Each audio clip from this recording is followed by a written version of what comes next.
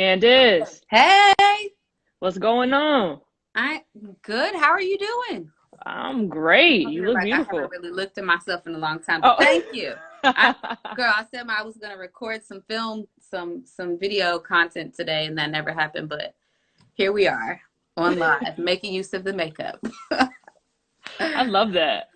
Thank you, girl. I How are love that. you? Oh, I'm this is good. great. This is really cool. Okay, I'm like, what is this? How you can share your screen and stuff? Thank you. Yeah, I saw somebody do something similar on a live, so I'm like, maybe I can create my own little background and do a little like breaking news type ordeal. Yeah, this is really cool.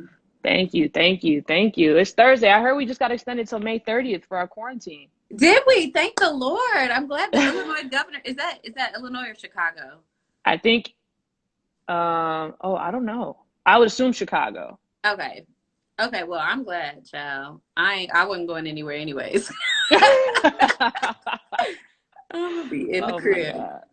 But thank you guys so much for joining Be Great, Good to Great. We have the beautiful and the wonderful, the You intelligent, the look like I got smart. some clothes on.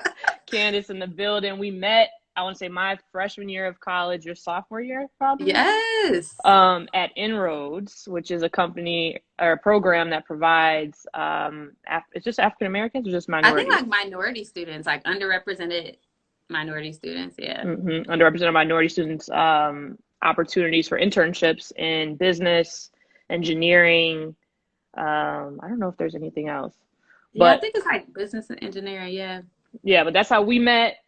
We also worked at Accenture together for a Yep. period of time. We're also sorors. Yay. We got tons of commonalities. But anyways, besides that, I want you to introduce yourself to the people and then tell them what do you do. Okay, cool. I see a lot of really cool people hopping in there. I think John from Barbados is on. So hey, global. Hey. Um, but my name is Candace. My name is Candace Armour. I go by Candace Janae online. I am a full-time entrepreneur. As Brittany said, I used to work in corporate America doing digital marketing technology consulting. And now pretty much what I do is I help people really walk in, their like what God has called them to do from a purpose perspective. But with my brand Epic Fab Girl, we really help. It's a community for faith-based women entrepreneurs. We help them really discover purpose, but by way of building profitable brands and growing their faith. So women who are entrepreneurs, we really focus on giving them the tools they need to be successful as entrepreneurs, especially in this day and age. And we know that, this whole term of being self-made isn't really a thing because, who's really self-made? Ain't nobody really self-made. So Mm-hmm. we really focus on community and understanding that we're not in this alone and that faith is required on the journey. Outside of Epic Fab Girl, I actually run a digital marketing agency where I help my clients really connect with their audiences using social media. So everything from Instagram to Facebook to email marketing, like that is my space. It's funny because a lot of those things I was doing while I was still at Accenture, but now I really do that to help my clients really better connect with their audiences. I actually have a master's in business. So entrepreneurship is really the way that I'm able to bring my skill sets and like the things that I do Mm-hmm. and know to like the world and to people that may not have been afforded the opportunity to go to business school. So I really help others build their visions and walk in like what they've been called to do. I also speak, do a lot of other things too. So that's me. And do you want to plug the Go Getter Conference? Yes. So Tell everybody what the Go Getter Conference is about and how they can get involved. yeah, so actually we have an annual conference called Go Getter Conference. It's an in-person experience and event that really helps people connect, like I said, build their brands and grow their faith. We usually have that every single year in September. Right now, that's clearly up in the air. We don't know if we're going to do it yet still. But what we're doing this year, and we did last year as well, we hosted an online conference, and it's called Go Getter Confidential Summit. And it's really a place where people can come learn for free online. And so we actually have our summit that's launching on April 27th, which is Monday.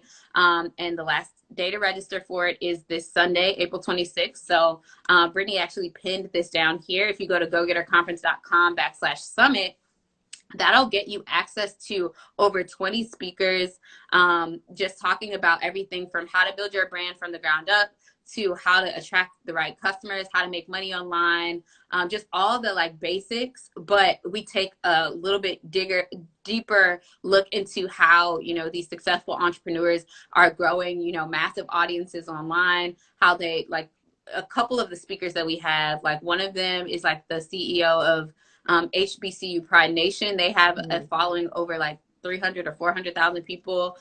We also have the CEO of Unconditioned Roots, if you've ever heard of that brand. They have over 400,000 followers. So we're really bringing these audiences of people together, or these people who are experts in their industry together to help, you know, you pretty much learn how to build your brand and business. So it's all completely free as long as you register by 2 p.m. Central Standard Time on Sunday. If you missed that, I'm sorry, you can still get in, but you'll have to pay the cost of an all access pass. But other than that, it's free. So free 99. You get free 99 to grow your brand, to listen to all these speakers. Like, how often do you get that? Even now, when I see a lot of people doing it, like it's $50, it's $25, $100. Like, this is free. It's no excuse for you to not know. And I think that's one of the really big things for me. Even though I had an MBA, I felt like a lot of the information that it took me to learn in the digital space, it felt like the information was so far, like it was hard to get a hold of. And I felt like it shouldn't be that difficult to know exactly what to do. And so that's why I created this platform, especially this summit, to help people learn how to make money online. Like, especially during COVID-19, like we need to know how to get to fill our pockets, even when, you know, we can't be dependent on our full-time jobs forever.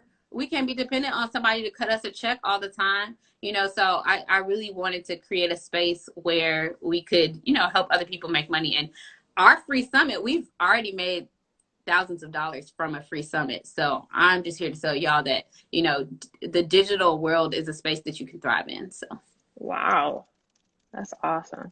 I'm also writing all this stuff down. So if you see me over here looking this way, I'm not looking outside. I'm just typing. It's all good.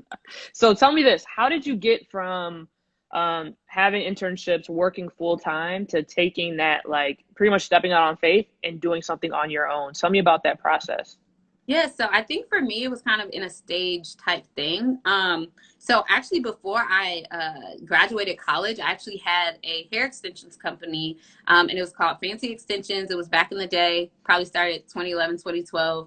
I was running a business while completing my master's in business, while completing my my mechanical engineering degree. I would be at the club, like to this day, my line sisters, they would be like, girl, if you hand out another card, but I'm like, but you don't know. Like I would be like in the club talking to girls like, oh my God, your hair is so cute. Where'd you get your hair? And then start up this conversation and they'd be like, oh, well, I do hair and I sell hair. So if you want, and I like, that was my marketing.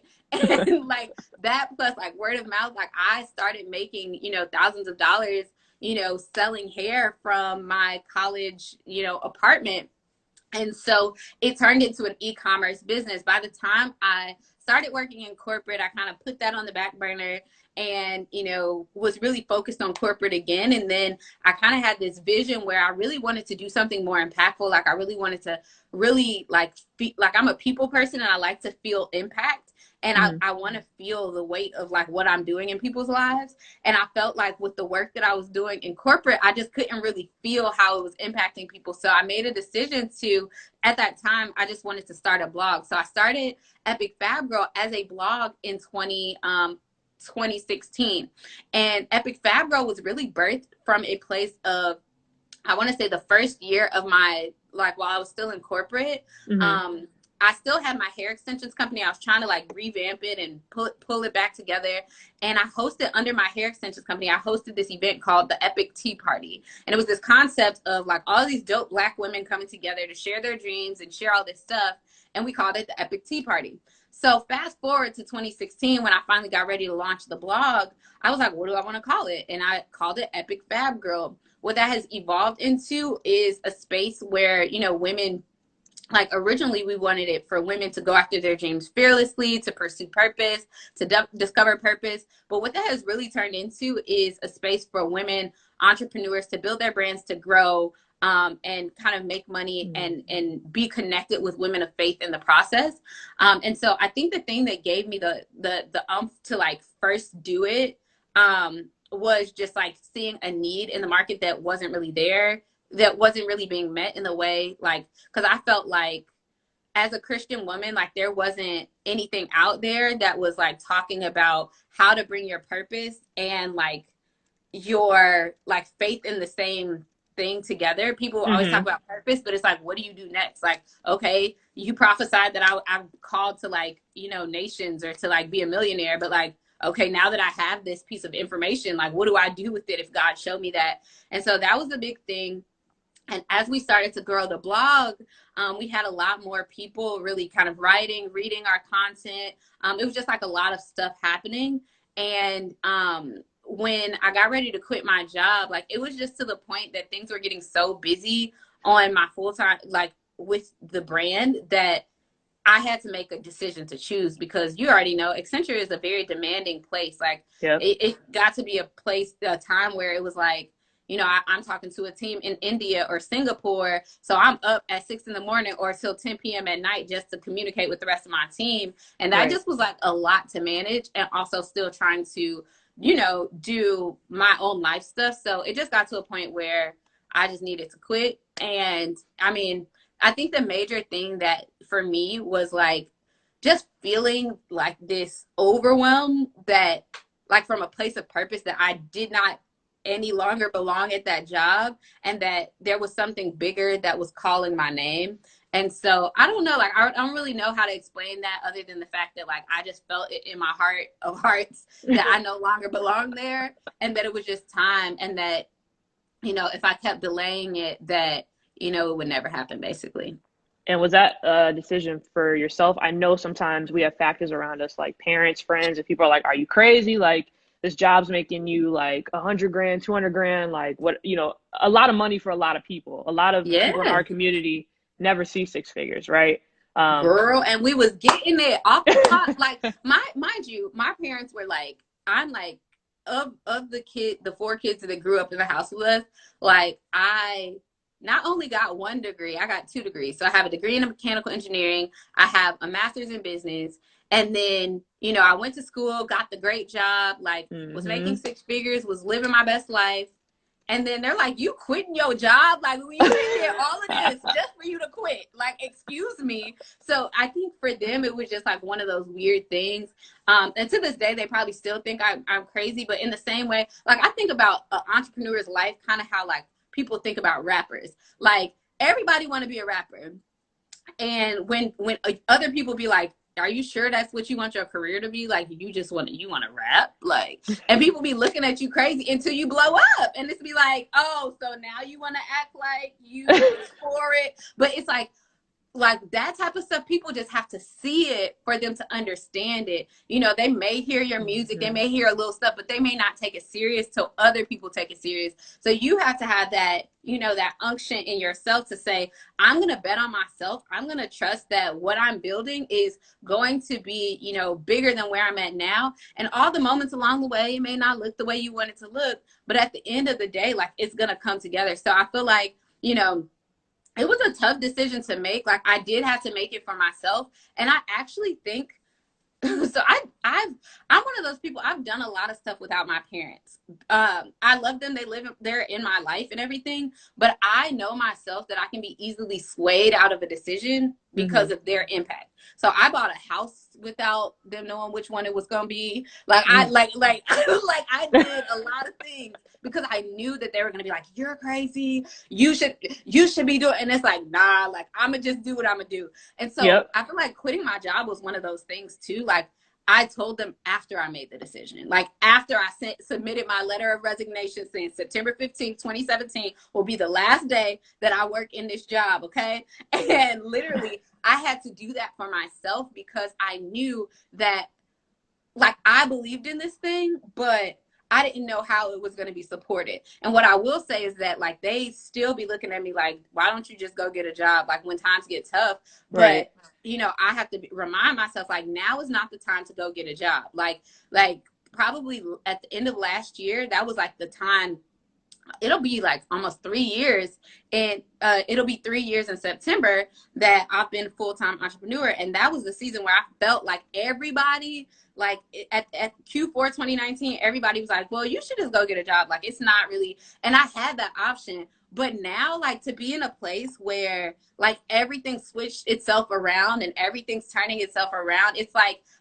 you never know how close you are to a breakthrough. And had I given up then, I wouldn't be, hosting this summit right now. We have over 2,000 women that in a matter of less than like 2 weeks have signed up for this online summit to get all this free information. And every time I look back, there's like more and more people. And then like there's this really major platform that just reached out to us and are like, oh, we want to feature you. And like for me, that's like a really big deal. But that was something I was sad about before, like where I felt like, oh my God, I'm working for all this stuff. And, it feels like I'm working and my work is being done in vain. But at the end of the day, you just got to keep pressing and trusting and believing God and trusting that at the end of the day, like that's why you see, like I have all these little like sayings around my house. It says unstoppable. This one says be amazing. That one over there says your journey is unfolding exactly as it should be. Like there's all these reminders around me telling me like, look, girl, like even on my walk, like I'm gonna open my door. It says I am a billionaire because we're gonna get there one day.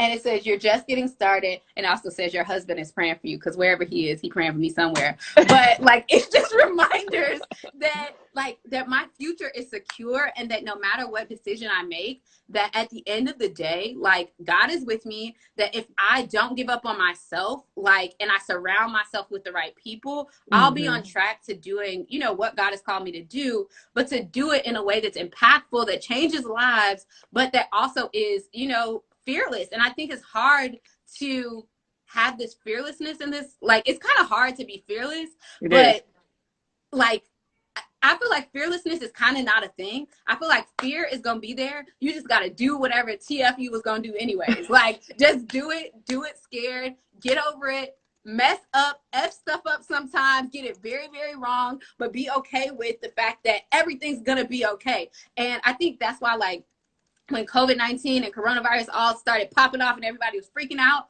I was chilling because I was like, I've been through the worst and I'm still standing. So there's nothing that I cannot make it through. Like, I think the worst that could happen is death, right? Like for me, like, I mean, that's literally the end. And then there's no hope at that point. I mean, not that there's no hope at that point, right? I'm going to be somewhere with Jesus. But at the end of the day, like, there's never a point that I've gotten so deep in that I couldn't get out of. And so like, that was a really big thing for me. I don't even remember the original question, but it's okay. No, you were dropping these gems and I was writing them down. So can you tell me about the financial impacts though, right? Like, I think it's one thing to be mentally and spiritually there, but it's another thing to be financially and then in a sense logically there, right? So tell me about like, was finance always a thing for you? Were you like, okay, I saved up 50 grand, so I'm good for the next 5 years?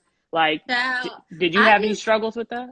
I wish I saved up money for the next 5 years. Like, if I had money for the next 5 years, I would have been investing it somewhere. Anywho, so I think for me, like, my journey is very interesting. I think I operate in a level of faith that not everybody can operate in, and I think it's a gift. Now, I think everybody can move in faith, but I think my thing is I feel like my belief on faith is that now you don't have to be stupid and just do dumb stuff, but I think that if I'm going to do something and God told me to do something, I'm going to go for it. And if it messes up, I just trust that he's going to catch me. He's going to fix it. He's going to error shift it. He's going to do something to shift the whole thing, right? And so for me, in preparing for full-time entrepreneurship, I had a dollar amount in my head that I felt like, okay, if I have this money in my bank account, I feel like I'll be good to make it for like, I think it was like 5 months of like my expenses. And at the time I had already like, y'all, I don't have my nails done. I do my own makeup. I do my own hair. So I just already was like cutting back on like expenses and stuff. And, not getting a pedicure every, 2 weeks and instead like trying to maintain for a whole month situation. So I was just like kind of reeling it back from that perspective. But I remember talking to a lot of people in this one Facebook group I'm in before I quit. At the beginning of 2017, I was like, y'all, I'm quitting my job. I know I'm quitting my job. I need advice on like, what would y'all say about full-time entrepreneurship? And so many people said so many different things, but one of the major things was cut back on your expenses. The other thing was to, what was it? Oh man, it was a really good one. Well, cut back on your expenses and save up like your monthly income. So I just basically was like, I think it takes about $3,000 for me to cover all my expenses from month to month, and 3,000 times 5 months, that's $15,000. So I was like, I need $15,000 just sitting in a random bank account for me to feel comfortable. Now, it wasn't like, girl, I wish it was $50,000. No. What ended up happening in my life was leading up to me getting ready to quit my job, because at the beginning of August of 2017, I picked a date that I was going to quit by, and it was August 31st. And I'm going to tell you why I picked August 31st. At Accenture, August 31st is the last day that you could work to still get your bonus. It's our new year. Yep. So y'all going to run me my coin at the end of the year, and I'm going to be out, okay? So that's basically what happened for me. Like, that was kind of how I chose that day. But I also felt like God told me that day. So I was like, all right, cool. So the next thing I did was I started trying to save up. But my house, like I told y'all, I own a house. Y'all, my house flooded like twice within like my basement completely flooded twice. And like from two very separate reasons. Like, one, a pipe burst. Another one was like all the dishwashers in my building, like for whatever reason, all the water stopped up. And because I have the garden unit in the basement and then I have the first level, it literally like flooded my unit. This was after you quit? This was right before I quit. So this is while I was trying to save up money. Like, everything was going crazy. But what happened with that, when that happened, one of the first things that happened, like, insurance ended up paying for it. So I feel like that taught me, because I was freaking out. We didn't know where the water was coming from for a long time, but then we finally figured it out. So it just kind of, I feel like that was kind of my training ground for like being ready for entrepreneurship, because everything was going crazy. But at the end of the day, everything ended up working out. But then there were all these other things, because I had to actually come up out of pocket for so many other things. And like my refrigerator broke. Like, it was like all these things kept breaking. And where I thought I was going to be able to save money, I had no money to save. So I was really upset about that. And so, long story short, you know, I had a moment with God. Like, I had talked myself out of quitting my job. I was in Omaha, Nebraska, you know, working for Accenture. And I remember like my boss, like not my boss, but like my career advisor or whatever, hit me up, send me an email like, hey, congrats on 3 years at the firm. And at that point, like, this was on the day that I was supposed to have quit, August 31st of 2017. And I hadn't quit. And I saw that email, and I was just overwhelmed with emotion. I had to go outside to my car and like cry, because I was like, I don't belong here. It doesn't make sense. Why am I still? I was freaking out. But then I was reminded that when I came into the company, God told me, like, you're going to have 3 years. Either you're going to, you know, get promoted. And for whatever reason, I hadn't gotten promoted to consultant yet at Accenture. Like, and I was like, bro, like, I don't understand why. So he was like, either you're going to get promoted, or you're going to, what was it? Or you're going to leave. So I was like, well, this is my time to go. And literally, I can't explain this in any other way but this. I've never been pregnant, but I felt like I was pregnant and trying to abort a baby at 9 months. Like, I just felt the overwhelm of like, oh my God, I feel like there's something I should do and I should keep pushing, but I'm trying to abort this baby. Who aborts a 9-month-old baby that's ready to come out? So I just was like, all right, you know what? We got to go do this. So literally the very next day, I stood over there in my bedroom and I had a conversation with God, and God was like, look at your budget again. I looked at my budget. I also looked online at Accenture, like all these different things that they had. And I basically saw that between investments that I had made within the company and also paid time off that I hadn't taken, that it literally equaled out to $15,000. Oh, wow. So that was like my first sign that, girl, like, you are on the right track. Because literally in that same moment, like literally the day after I quit, like I think my last day was September 15th. On September 16th, there was $15,000 deposited into my bank account from Accenture. Okay. Like, literally, like, and I was just like, so this is what we just had to trust God the whole time. Like, I don't understand. So that was like one of the really big things for me that was like, okay, well, the finances are there. And I think it hasn't been, you know, super easy to every step of the way since that. I've had financial struggles. I'm honest about the fact that I'm gonna be real honest with y'all right now. Okay, so I've had my car repossessed, and that's like one of the most embarrassing things. I like in 2018 or 20, yeah, it's 2018. I was getting ready to go to a friend's funeral the next morning, and my car was like repossessed, and I'm like, okay, like wow. this, what is life? And then, you know, me calling like downtown Chicago, like somebody stole my car, and then I'm talking to the pound, and they're like, did you pay your bill? Oh no. That's embarrassing. So it just was like so many things that has happened. Yeah. But I feel like, you know, even coronavirus, like I was in a very like financially tight spot prior to all of this. And just like how coronavirus came and then like everybody's like, oh, this isn't due yet. Like this is fine. So it just makes room. So I'm just okay. And I've become comfortable with like, I've been able to make money, but I also understand with the ebbs and flows of entrepreneurship, just because you're making a lot of money in one season doesn't mean that's going to stay and maintain, you know, all that entire journey. And so that's why I said, like, the type of faith I got ain't really the same type of faith, but I think everybody can walk in faith because the Bible tells us you walk by faith and not by sight. But it's those little reminders along the way, like the $15,000 for $15,000 thing that remind me like, okay, if God did that for me that time, I know he can do it for me again. And I know that like, even when things get really tough, that things are still going to work themselves out, you know? Yes. And even like with this, like, I'll be honest, like I screenshot my bank account in January and I ain't had no money, y'all. Like it was some dollars and some cents. Like how we gonna make this work out? And then just to see like all these things coming together with the summit, like, and I literally built the summit just trying for it to be free. And then in the midst of it, I was like, how can we monetize this? And literally within, you know, a week and a half, like we were able to pay some bills for the business that we hadn't been able to pay. And it just was like, God was just coming through. And so I think it just speaks to perseverance and understanding that when people online are acting like entrepreneurship is easy, it's not. And when people are online telling you that entrepreneurship is hard, it is, and believe them, because you know it's not going to be terrible the whole time. You shouldn't be afraid of it. But I'm so honest about my journey because I honestly had no idea. Like I had no idea what I was up for. Like, but I had the faith to trust that like something was going to work itself out. And when I quit, like I was driving Uber for a year and a half.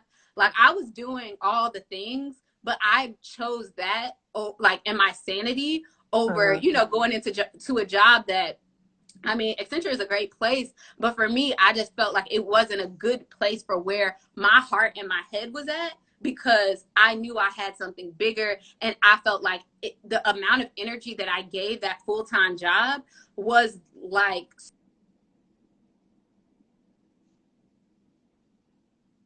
put that energy in the direction of my brand and my business. And once I started to do that, things started to shift. But, you know, I haven't replaced my income at Accenture. Like, I definitely thought that was going to be like a thing because I was just so smart. Like, oh, I was going to figure it out. But it's like, nah, just because you're good in corporate don't mean you're good as an entrepreneur. You still have lessons to learn along the way. So, but what about your happiness, right? Your happiness before your happiness now. Girl, have you replaced that? Yeah, I surely have. Like when I tell you like one of the things that like I loved Accenture while I was there for a lot of reasons, but one of the things that, and this isn't just Accenture, this is any type of consulting place, is like I hated the uncertainty. Like I could be on a project that ended tomorrow, but I didn't know that on Monday. And then, you know, I got to figure out what the rest of my life is going to look like 2 months from now because I don't know. And I think, you know, that used to bring me like all this extra anxiety and just always having to like do all these things that I wasn't really trying to do. Like, I think overall, like my happiness quotient is way higher. You know, I'm a lot more content. I'm way more sure of myself. I understand myself a ton. I'm way better at communicating. There are just so many things that have happened and have accelerated since I quit my job. And, you know, the happiness thing is definitely there because I have the freedom to do what I want when I want. But that doesn't mean that, you know, everything looks, you know, it's the grass is greener type situation. So, yeah. I'm going to read some of these comments because people are praising you so much. And if you guys have any questions, please drop them in too for Y'all so Candace. So sweet. we got, oh my God, I was just listening to you this morning on your Fab Girl website, and you still dropping gems. You are truly amazing, girl. Thank you. We got entrepreneurs get comfortable with being uncomfortable. Yeah, pretty much people just, your transparency is inspiring. I went to the first summit. You did your thing. It was beautiful. Thank you. Yeah, at the end of the day, you just do you. Yeah, people are following your journey, Candace, and I think that's a great thing, right? You're being open, you're being honest, and even recently, right? You had a string of prayer calls you did every morning Yeah. at 9 a.m. And that wasn't something for you like, oh, I'm a profit off of this, right? I'm a have people pay $5 to do prayer calls. You did that off your own volition, and I think that's Yeah. people. I think people can see like how genuine you are and how much you're pushing, and I think that's a good thing about I think doing your own thing, right? It's like you are your brand, so people can see what you're doing and like why you're doing it. Yeah. And I love that. I love that. I love that. So No, how that's has God, I don't say has God always been in your life, but how did you get to the point where like you just trust in him 100%?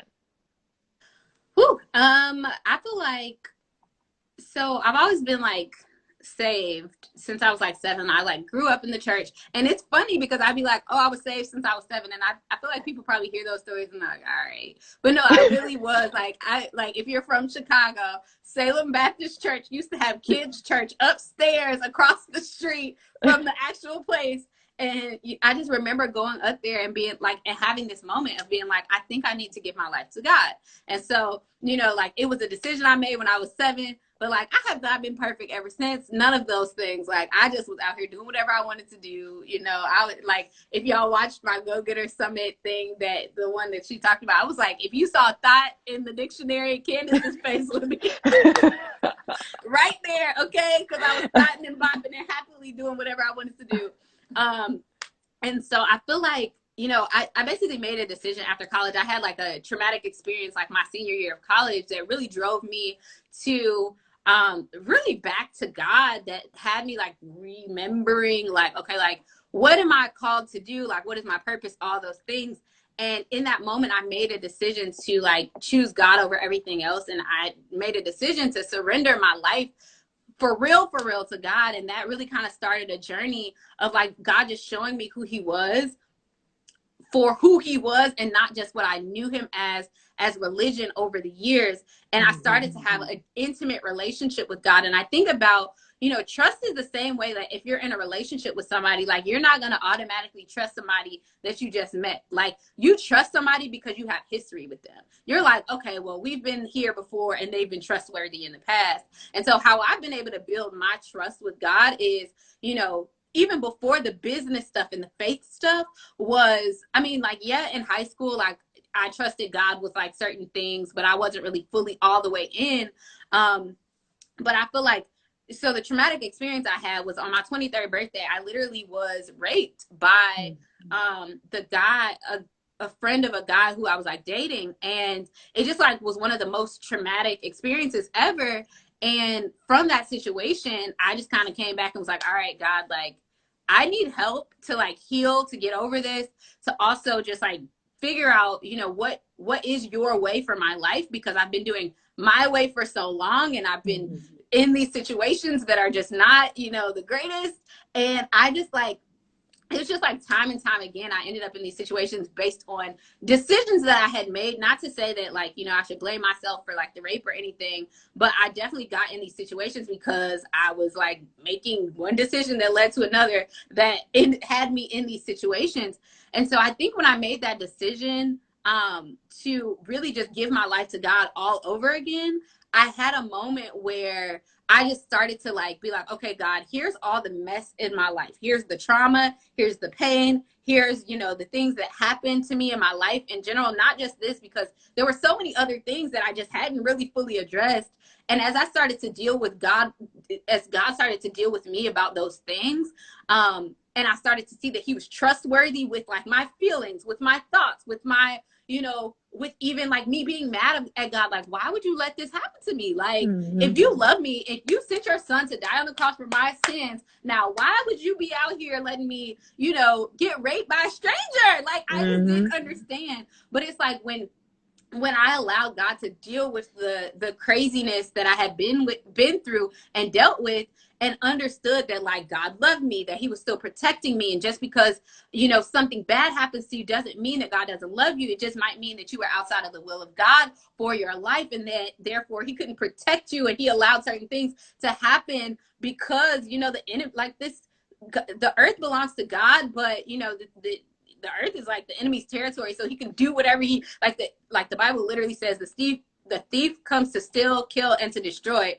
And so of course he was trying to destroy me as a person, and that the very thing that should have destroyed me, should have destroyed my identity, was one of the things that really, when I took to God, allowed me to trust that, you know, even when I came back to him and was telling, you know, open about all these things about my life, that God never judged me. He never condemned me. He never was like, you hoe. Like he wasn't like, you're like, he didn't do none of that. And so because I was able to trust him through all these other things, I was then able to trust him with the other decisions in my life. I was able to trust him with business. As it's literally tit for tat. Like, if you think about anybody that you trust them because of their history, because of their integrity, because of their character, because of who you know them to be. And you may trust them because of other people trusting them, like that person is trustworthy and they also believe in this person and they think that person is trustworthy, so they're worthy of my trust. And so I think about God in that same way. Like, you know, over the years, I've just learned to trust him because he's shown himself to be trustworthy. Other people that I trust show them, like, he's shown himself to be trustworthy of other people, and that everything will work out. But it sometimes just requires that blind faith and that trust and all that stuff. So, and I'm just like annoyingly transparent. I wouldn't even say annoyingly, but I'm very open and transparent about my story and about my journey, because I understand that a lot of us suffer through silence about a lot of different things. And while, like, one of the things for me was that while I recognized that rape was a rape, as I started to deal with a lot of the different things, I started to recognize that I had been raped multiple times before, but never identified it as rape. I also, you know, had other situations to heal me from that stuff. And mental health matters too, like get some therapy too, for real. But, you know, just really being open and honest with God about that really helped me. And it's like one of the foundational pieces of my story and my journey. Love that. And I appreciate you too being super transparent, because I mean, a lot of us aren't, you know, and I think it's hard too, because some people don't understand, like you said, like why is this happening? What does this mean for my life, right? And how can I overcome it? And I think, like you said, being able to share and also letting people know that, like, you're not alone in a lot of the struggles that you go through is huge. B. Ashley said, we appreciate your transparency. Your story, your testimony will bless so many. My mom said, preach. Hey, mama. Tia said, I praise God for you and your pure honesty. Thank you for your open heart. Thank you. And so you, Coach, should love the transparency. I love that. Have you had like a ton of support? Like, now that I know you have like all these speakers, right? It seems like there's a lot of people that must be in your corner, people that you talk to every day that help keep you uplifted, especially during this quarantine time. But from even leaving your full-time job till now, did you surround yourself with different people who bring different things in you? Because I know you're probably a lot more busy than you were too when you were at Accenture. Yeah, it's funny. I'm actually a lot less busy, which is crazy. Like, I feel like at Accenture, there were like a lot of ebbs and flows. Like, sometimes you would have like massive tons of work to do. And then sometimes it'd be like, all right, 9 to 5, all right, out, let's go to the gym, let's eat, let's chill, let's do whatever I want to do after. But I feel like I would say like I'm equally as busy. Like, it keeps me, you know, I'm busy, but I feel like, you know, the thing that kind of continues to keep me grounded is like the people around me. And I will say, like, even in the process of getting ready to quit my job, like, I feel like God surrounded me with full-time entrepreneurs. So one of my best friends was a full-time entrepreneur, and would literally tell me all these things about like one of the things they said was like, you know, as an entrepreneur, you almost always have a pit in your stomach. Like, I don't know what tomorrow's gonna be like. And I was like freaking out like at the time, or like just didn't pay no attention to it at the time. But then down the line, I was like, oh, I know what he means now, because like is different. But you just kind of have to be okay with it. Like, all right, we gonna figure this thing out.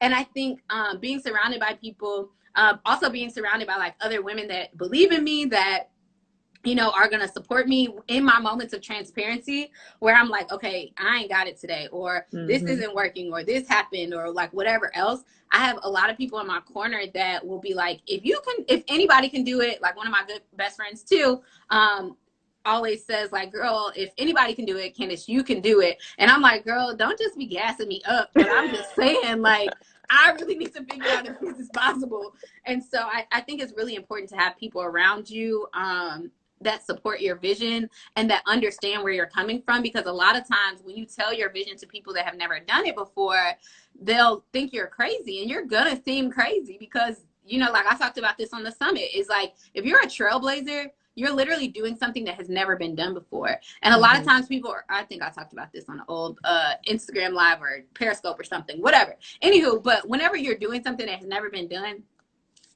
you can't be taking advice from people who ain't never did what you're trying to do, who have been too scared to quit their job, who have never had a 6-figure job, who've never, you know, like you have to go to people that have been where you are and that understand the struggle. Because a lot of my entrepreneur friends, they're like, oh yeah, I know. Like, you probably think you're crazy all the time. It's fine. Like, that's just normal. Like, you second guess yourself all the time. It's okay. So yeah. I love that. And I guess that's true, because a lot of times too, like me and my mom will bounce ideas off of each other, and then my mom will ask advice from like other people too, and people are talking to my mom like, what? No. And my mom's like, am I the crazy one? Or it's like, nope, they just don't understand your vision. They don't understand how large it is, right? Yeah. So being an African American female entrepreneur, do you think that has like cause any obstacles for you? Do you think, because I know a lot of people say, oh, okay, being a minority, or being of the, like for me, being of the LGBT community, or like different things, oh, does this hinder you? Do you think that being an African American or being a female has hindered your entrepreneurship at all? No. Like I don't know. Like, I think I question sometimes. Like, sometimes I'm like, oh, my male friends that are entrepreneurs get certain opportunities that I don't get because they automatically trust, blah, blah, blah. But it's like, you know, what's meant for me can't miss me. And I have to learn that mentality, just because otherwise you'll just be comparing yourself and your journey to everybody else. I think one example of me being a Black woman, like, so one of the things is I also speak. I speak internationally. That was something that God did for me. And I was really excited about that, because I started to put myself in the mix, you know, when I thought I wasn't, you know, worthy really of speaking on massive, you know, stages and stuff, or even speaking, you know, internationally. And so there were 2 conferences that I actually ended up speaking at that were not in front of, you know, Black, you know, women communities, because a lot of the speaking opportunities I had prior to that were for Black women.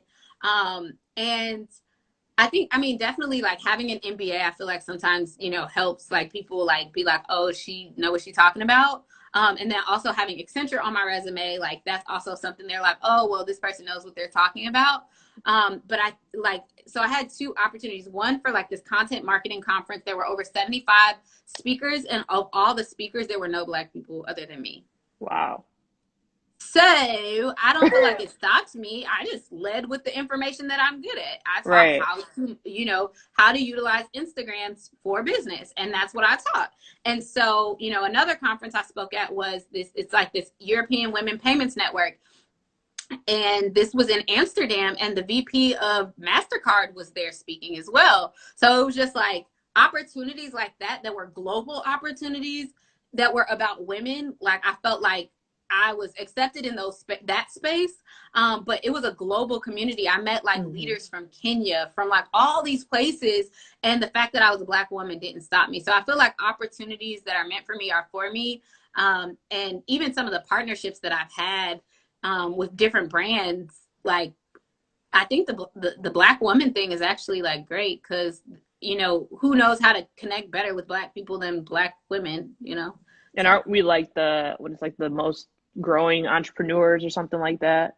Yeah, but then there's the disconnect, like, because that same article, like basically we are, but we're also the least supported, the least funded. So from that like perspective, yes, but I haven't felt that because I haven't tried to pitch my business for capital. I haven't tried to do any of that. Like I've literally bootstrapped my business from day one. So I haven't had to deal with that issue. Got it. Have you had any mentors to like help you through this process? No, but I feel like there are a lot of people along the journey that have helped me because I'm not one of those people that's like, I'm self-made. You know, I hired this one lady one time. It was really bad. And I just refused to mention it because she didn't teach me nothing new. Like, she's probably a sweet lady. I just think I wasn't her demographic. Okay. And so I was just like, you're teaching people how to go live on Facebook.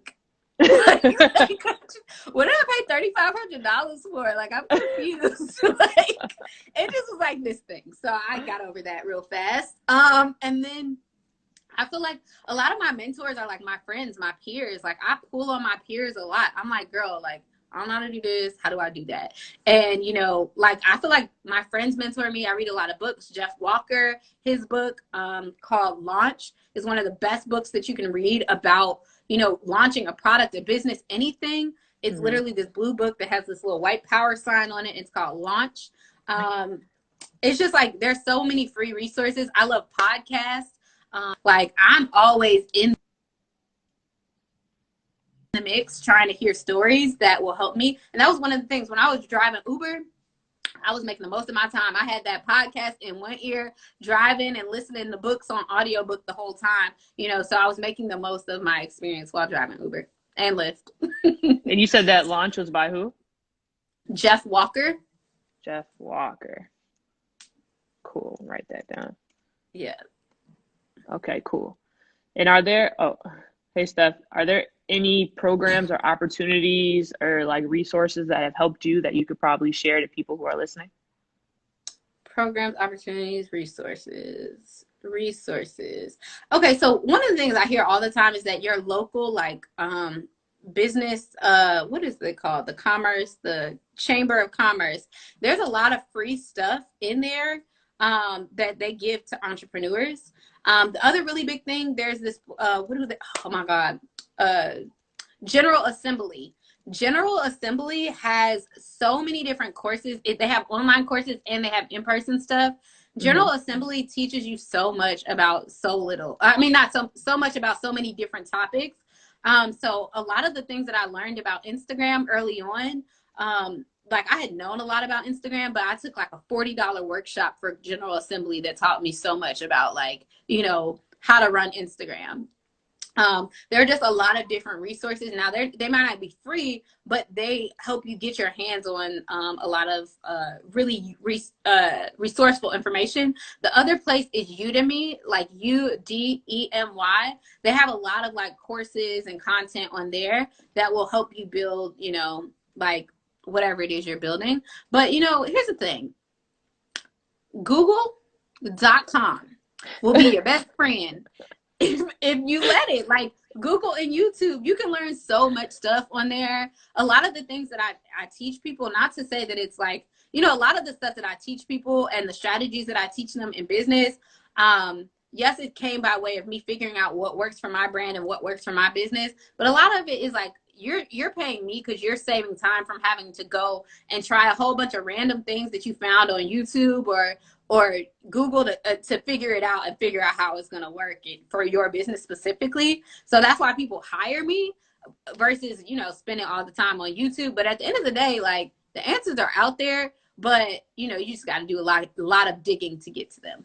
You're literally giving people actionable steps right now during quarantine. If you're not picking up on, you know, pretty much all you're saying is go to YouTube. You see that link right there. Like we're literally teaching you how to build your audience, how to grow your brand, how to create viral content. Literally, like the courses that the sessions that we have in the summit is literally aimed to help people, you know, get unstuck. Cause like, I know what it feels like to be like, okay, I'm posting something and ain't nobody liking it. Or, you know, how do I price my products once I launch? Like there's so many different questions that we have as entrepreneurs. And the goal for that is to really just help people get past the difficult stuff.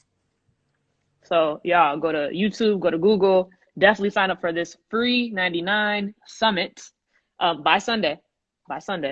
and learn a skill during quarantine. If we're extended, especially in Chicago, till May 30th, learn a skill and then make money from that skill. Yeah.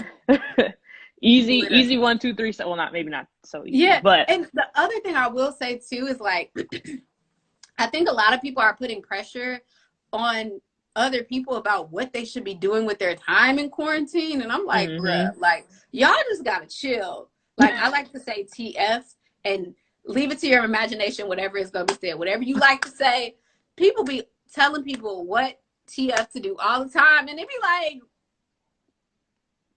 have anybody ever been through a quarantine before? Oh, has COVID-19 ever? No, like, deal with it as you see fit. Like, if you want to learn something new, learn something new. But this may be your season to sit down and write your idea down. Maybe this is your time to just get the vision and start planning about how you're going to save up to launch the business. So maybe it's not the time to run and execute and do the things. And maybe this is like, do what you need to do. Don't do what nobody else is trying to tell you to do, because, you know, listening to other people don't get us that many places. Right. Some people don't even take their own advice. And a lot of people, I think, that was that one quote, right, that said, if you don't learn a skill or something during quarantine, you lack discipline, right? Which a lot of people are trying to get through, like, health matters, right? People are dying. People are dying. You got all these extra responsibilities that you didn't have to begin with. Like, it's just so many things. Like, people get on my nerves. Y'all will see that side of me, like, real quick, because I don't like people try to tell people what to do. And so when you were younger, did you see this for yourself growing up? I know, like, a lot of us, when we're at some age, I feel like we have some sort of vision, like, I wish this is me when I get older, right?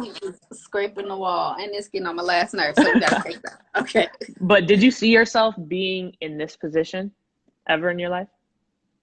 Yes and no. So, like, the weird thing is, as a kid, you know how they be like, oh, what do you want to be when you grow up? It's like, I didn't really know. But, like, I had lots of passions. I like to write. I like to be on screen. Like, I thought I was going to be a journalist. I thought, because I like talking to people, I like writing stories.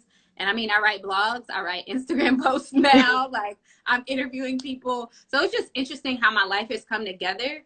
But I will say that, you know, when I was applying for college and stuff, like, I always used to do hair back in the day. So, like, I always wanted to be an entrepreneur. I always wanted to have beauty salons and spas across, like, the country. Like, that was my big thing.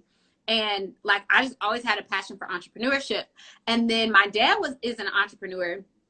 And one of the things that used to get on my nerves is that I saw so many Black businesses that would, like, pop up and then, like, would go away, or, like, you know, an amazing restaurant that I'm like, why isn't this a franchise? Like, this is amazing. They have great food. Why haven't they been able to duplicate it? And so that was one of my passions for going to business school and studying in business school. And I remember, like, my application to my MBA program, because I got my MBA by the time I was 23. And so I was applying when I was around, like, 2021. And one of the things I kept saying is, I want to help. Like, I didn't know that I didn't even know what consulting was, but I literally wanted to be a consultant to like, Black businesses and to help them build, you know, businesses. So what I will say is, yes, I've always wanted to do this, but I didn't have language for it. The second thing is, one of the things that kind of frustrated me, like, when I started doing what I was doing, is that I started to see that everybody was a business coach. Everybody wanted to help people build brands and businesses. And so that used to stress me out, because I'm like, y'all could not want to have been doing this for as long as I've been doing this. Like, and so I had to get over that, because I'm like, you know, like, it really is a space where everybody's a business coach right about now, and everybody trying to tell you how to launch a business. But I feel like I've had to learn that, you know, you do things your way, and, you know, you put your unique spin, your unique value proposition on it, and it will be different than what everybody else is doing. And you can't get worried about what other people are doing, because if you build the thing that God told you to build, the people will come. They just gonna come. And I like to end off these lives, right, by saying, who's being great in your life? So somebody personally, could be more than one person, right? But who is influencing you right now to be great? Who do you see being great around you? Who comes to the top of your mind? Yeah, I feel like I have a lot of really great friends. that are entrepreneurs. Sorry that I coughed, because now coughing post-COVID is like, this is awkward.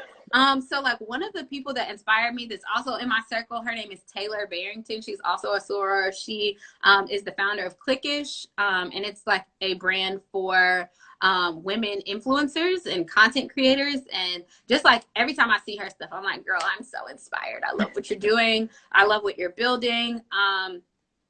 I have another friend. I have a lot of friends that like, I don't feel like name dropping at this point. I'm just like, who else is inspiring me? I'm trying to think of who's doing some really dope stuff that I really, really appreciate and like.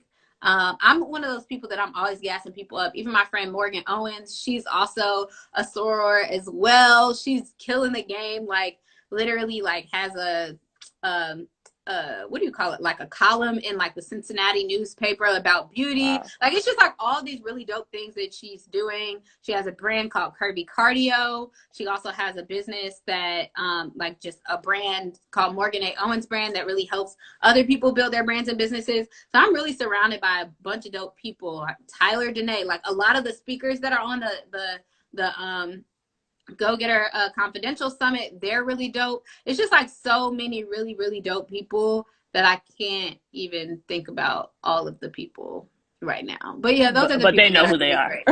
great. Yeah. It's a lot of really, really dope people like out there doing really dope things. And I do want to say that just because like other people are doing really dope stuff doesn't mean that like you can't do it too. And that at the end of the day, like, you know, don't let what could be jealousy or envy like stop you from having a genuine relationship with somebody. I love that. Yeah. Thank you so much for coming on the show. I know I actually got like a list of like 20 more questions to ask you. Maybe I'll ask you them offline. I'm long-winded, so. If people want to get in touch with you, I know we got only a minute 30 left, but how can people get in touch with you, or if they want to use any of your services, or just, you know, stay up to date with you, how can they do that? Yeah, the best way to get connected with me is just click.